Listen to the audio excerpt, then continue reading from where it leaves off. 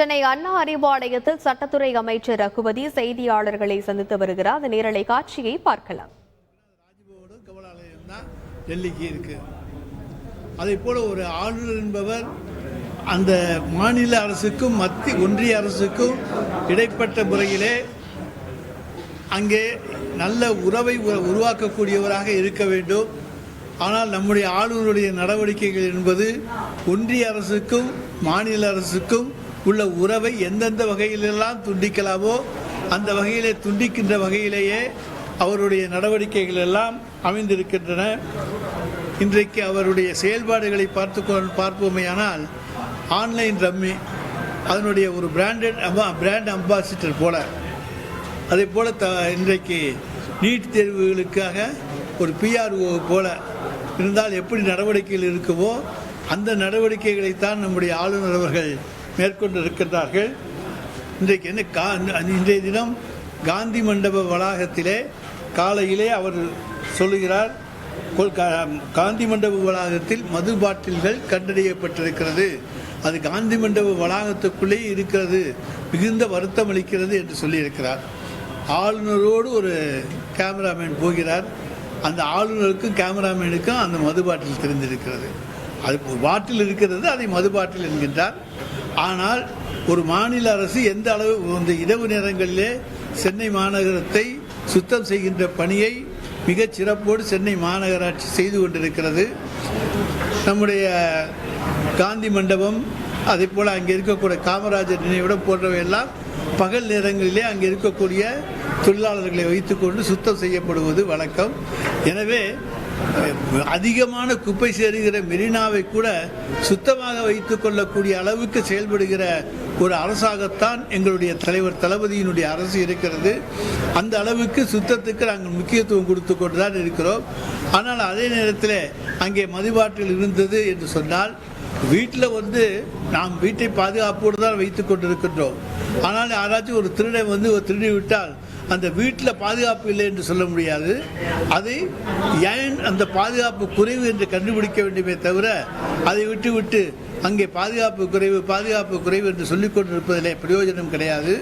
ஆனால் மேதகு ஆளுநர் அவர்கள் இன்றைக்கு காந்தி மண்டப வளாகத்திலே தான் மதுபாட்டில்களை பார்த்தது தனக்கு மிகுந்த வருத்தத்தை அளிக்கிறது என்று தன்னுடைய மன உளைச்சலை எல்லாம் அங்கே வெளிப்படுத்தி இருக்கின்றார்.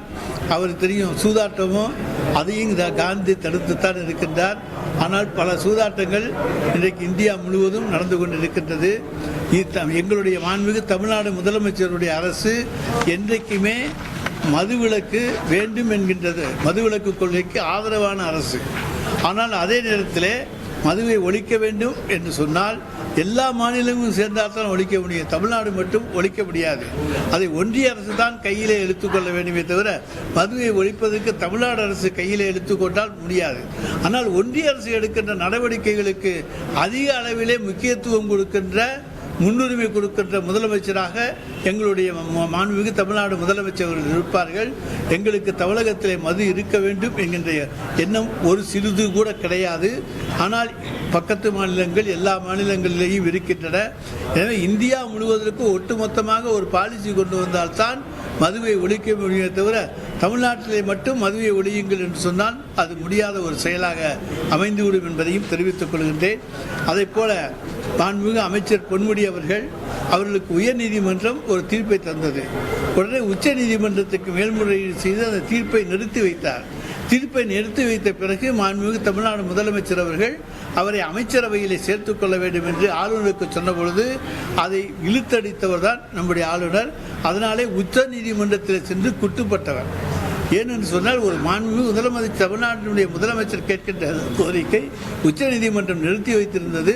நீங்கள் அவருக்கு பதவி பிரமாணம் செய்யுங்கள் என்று சொன்ன பொழுது அதை இழுத்தடித்தார். கடைசியாக என்ன நடந்துச்சு? உச்ச நீதிமன்றமே இன்றைக்கு அவரை பதவி பிரமாணம் எடுக்கக்கூடிய அனுமதியை தந்திருக்கிறது. அந்த தண்டனைகள் நிறுத்தி வைக்கப்பட்டிருக்கின்றன என்பதை நாங்கள் தெரிவித்துக் கொள்கின்றோம். எனவே இன்னைக்கு எண்ணி துணிக என்ற தலைப்பிலே ராஜ்பவனில் இன்றைக்கு ஒரு கதா காலட்சேபத்தை அரங்கேற்றி இருக்கின்றார். எப்படி செய்தாலும் அதில் வந்து அறிவியலுக்கு முரண்பாடான கருத்துக்களை ஆளுநர் அரங்கேற்றம் செய்தாலும் சரி, நடைமுறைப்படுத்தினாலும் சரி, தமிழகத்தில் அது எடுபடாது. இது திராவிட பூமி. இங்கே இருக்கின்ற எல்லாருடைய உணர்வுகளும் ஒரே மாதிரியான உணர்வுகள் தான். எனவே அவர் எதிர்பார்க்கின்ற எதுவும் தமிழ்நாட்டிலே நடக்காது என்பதை நாங்கள் தெரிவித்துக் கொள்கிறோம். மதுவிலக்கு கொள்கைக்கு ஆதரவான அரசு நீங்க சொல்றீங்க. பட் முன்னாடி பார்த்தோம்னா எதிர்கட்சியா இருக்கும்போது மதுவிலக்கு வேண்டும் கருத்து கூடிய வாயில் தோறும் போராட்டம்லாம் நடத்திருக்கீங்களே. ஆமாங்க, அப்போ அப்படி நடத்திருக்கிறீங்க. இப்போ உங்களுடைய ஆட்சி தான் நடக்குது, நீங்க முடிவெடுக்கலாம். இல்லைங்க, தமிழ்நாட்டில் மட்டும் மதுவிலக்கை கொண்டு வந்து விட்டால் முன்னாடி திமுக நடத்திய போராட்டம் கேட்க எதிர்கட்சியா இருக்கும். அதாவது தமிழ்நாட்டில் மட்டும் மதுவிலக்கை கொண்டு வந்தா பக்கத்து மாநிலங்கள் கர்நாடகா இருக்கு, அதே போல பாண்டிச்சேரி இருக்கு, இங்கே வந்து ஆந்திரா ஹைதராபாத் போயிடறாங்க, அல்லது கேரளா, எல்லா பாடலும் சுற்றி நம்மள இருக்கு. எனவே எல்லா வகையான இடத்துல இருக்கிற போது தமிழ்நாட்டிலே மட்டும் கொண்டு வருவது சாத்தியமல்ல. ஆனால் நாங்கள் கொண்டு வர தயார். எல்லா மாநிலங்களும் ஒப்புக்கொள்ள வேண்டும், அல்லது இந்திய பேரரசு கொண்டு வர வேண்டும் என்பதுதான் தமிழக அரசுடைய நிலைப்பாடு. அது எந்த அளவுக்கு சாத்தியம் நீங்க நினைக்கிறீங்க? அது எல்லாரும் ஒத்து வந்தால் தான் சாத்தியம். இல்லாட்டி தமிழ்நாட்டிலே மட்டும் கொண்டு வந்தால் இங்கே கள்ளச்சாராயம் தான் பெருகுமே தவிர, இங்கே இருக்குவது அதற்காகத்தான் கவனம் செலுத்த முடியுமே தவிர, அவையெல்லாம் தடுத்து கொண்டிருக்கின்ற பணியைத்தான் செய்ய முடியுமே தவிர வேறு மக்கள் நலப்பணிகளிலே நாம் நாட்டம் செலுத்த முடியாது. எனவே மதுவிலக்கு என்பது இந்தியா முழுவதும் கொண்டு வரப்பட வேண்டும். மதுவிலக்குன்றது நீங்க சொல்றது உண்மையிலே நாடு தழுவி அளவில் அது அமல்படுத்தப்பட்டால் எல்லாரும் வரவேற்க செய்வாங்க. ஸோ அது வந்து நடைமுறை எந்த அளவுக்கு சாத்தியம் நீங்க மத்திய அரசு முடிவு செய்யணுங்கிறீங்க. இது முன்னாடி வந்து காங்கிரஸ் தலைமையில் நீங்களும் கூட்டணியில் இருந்தீங்க, 10 ஆண்டுகள் இருந்தீங்க. அப்போ இம்ப்ளிமெண்ட் பண்றதுக்கு ஒரு அழுத்தம் கொடுத்துருக்கலாம். இல்லை வரக்கூடிய ஃபியூச்சர்ல நீங்க ஒரு காங்கிரஸ் தலைமையிலான ஒரு கூட்டணி ஆட்சி அமையும் போது வலியுறுத்துவீங்க. இந்தியா முழுவதும் கொண்டு வருவதற்கு எல்லா மாநில அரசுகளோடு பேசி நிச்சயமாக எதிர்காலத்தில் இந்தியா கூட்டணி வருகிற பொழுது அந்த கட்டத்தில் எல்லா மாநில அரசுகளோடு பேசி அவர்களுடைய கருத்துக்களை பெற்று இப்படி ஒரு தீர்மானத்தை நிச்சயமாக கொண்டு வர எங்களுடைய மாண்புமிகு தமிழ்நாடு முதலமைச்சர் அவர்கள் முயற்சி செய்வார்கள். ஆளுநர் அவர்கள் பேசும்போது 40% தலித்துடைய அந்த தாக்குதல் வந்து அதிகமாக தமிழகத்தில் அந்த ரேஷியோ நான் பார்க்கிறேன் அப்படின்னு சொல்றாரு. தாக்குதல்லாம் நம்ம எல்லாரும் ஒண்ணு அப்படிங்கிற ஒரு நிலைமையே இல்லை இங்க. அதாவது இந்த புள்ளி விவரங்கள் அடிப்படையில் இங்க வந்து நம்ம வந்து அண்ணன் தம்பியா தான் இருக்கோம். இங்க வந்து யாருமே ஒருத்தர் இவர் என்ன ஜாதின்னு யாரும் நம்ம பார்த்த உடனே கேட்டுக்கிறது கிடையாது, பழகிக்கிறது கிடையாது. இங்க இருக்கக்கூடிய அனைவரும் நம்ம எல்லாரும் தமிழர்கள் என்கின்ற உணர்வோடு தான் இருக்கிறோமே தவிர இவர் தலித்தா தலித் இல்லையா, இவர் ஐயரா அல்லது முதலியாரா, இவர் வந்து முஸ்லீமா, இவர் கிறிஸ்டினா, அப்படியெல்லாம் பார்க்கின்ற மாநிலம் தமிழ்நாடு கிடையாது. இந்தியாவிலேயே அமைதி பூங்கா தமிழ்நாடு தான். எல்லாரையும் சகோதரர்களாக பாவிக்கின்ற இடம் தமிழ்நாடு தான். சென்னை அண்ணா அறிவாலயத்தில் சட்டத்துறை அமைச்சர் ரகுபதி செய்தியாளர்களை சந்தித்து அந்த காட்சிகளை பார்த்தோம். செய்திகளை உடனுக்குடன் தெரிந்து கொள்ள உடனே சப்ஸ்கிரைப் பண்ணுங்க.